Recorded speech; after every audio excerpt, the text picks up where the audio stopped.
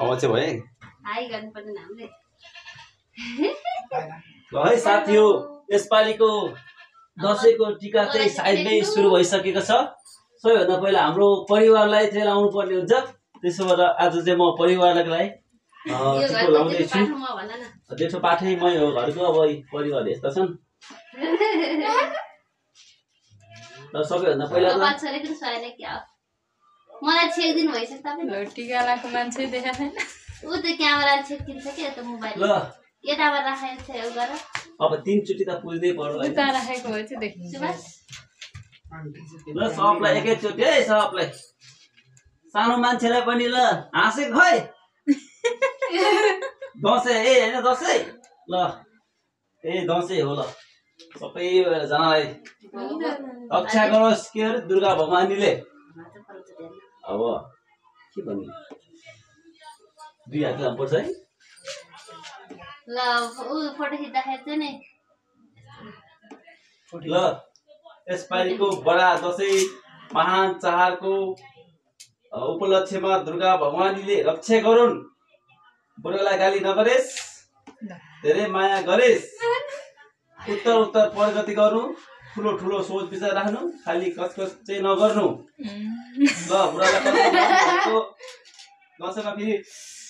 अर्को त्यो वर्षमा टिका लाउन चाहिँ गाह्रो पर्ला दक्षिणा त आउँछ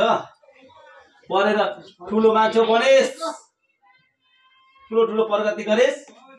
ल दुर्गा भगवानले रक्षा गरेस् ल बाबाले भनेको मान्ने ठसक्क नपर्ने धेरै धेरै पढ्ने स्कुलमा गएर प्रगति गर्ने ल दुर्गा भगवानले रक्षा गरोस् बडा दसैँको लाउन भइसक्यो चिम्टी त्यसको हेर्नु त झरेछ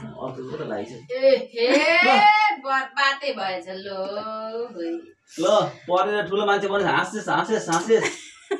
दुर्गा भगवानले रक्षा गरेस् यता हेर तिम्रो टिकै हट्दैन स्कुल चाहिँ दैनिक जाने है स्कुल दसैँ सकिसकेपछि स्कुल सधैँ जाने भनेको मान्ने धेरै जङ्क फुड नखोज्ने मासु भात मात्रै खाने ल दुर्गा भगवानले रक्षा गरेस् गरेस् ठसै पर्छ झन् जङ्क फुड नखाने भन्दा त ठसक्क परेर आशीर्वाद मन परेन होला नि त पढाइहरूलाई ल भनेको मानेस् ठुलो बडे बनेस् दुर्गा भगवानले त बडा दसैँमा रक्षा गरून् आँटेको काम पुरा होस् यसपालिको दसैँको टिका टपक्क टाँसियोस् ल केरा नहालेमै चाहिँ चिनी हालेको भयो भने ल ल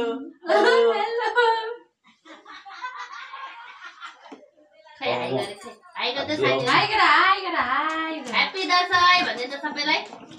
ह्याप्पी दसैँ भन ठुलो छोरा रेडी 1 2 3 भन छोरी भन हाय ह्याप्पी दसैँ भन भन्दैन लाजै लागेछ कि क्या लाटीहरु एन्जला पाको ह्याप्पी दसैँ भन्दियो भन न पाकु भन्दैन नि फुलपाती लाएस फुलपाती ल छोरी यता आऊ लाइदिन्छु पाती है ल अर्को सानो मान्छेलाई पनि खतरा खतरा ठुलो मान्छेलाई पनि ल ठुलो मान्छेलाई चाहिँ यहाँ हालिदिन्छु ल चिम्टाइले चिप्टाइदिन्छु है चिम्टा अब चिम्टाइले चिप्टाउने दक्षिणा त धेरै छैन होला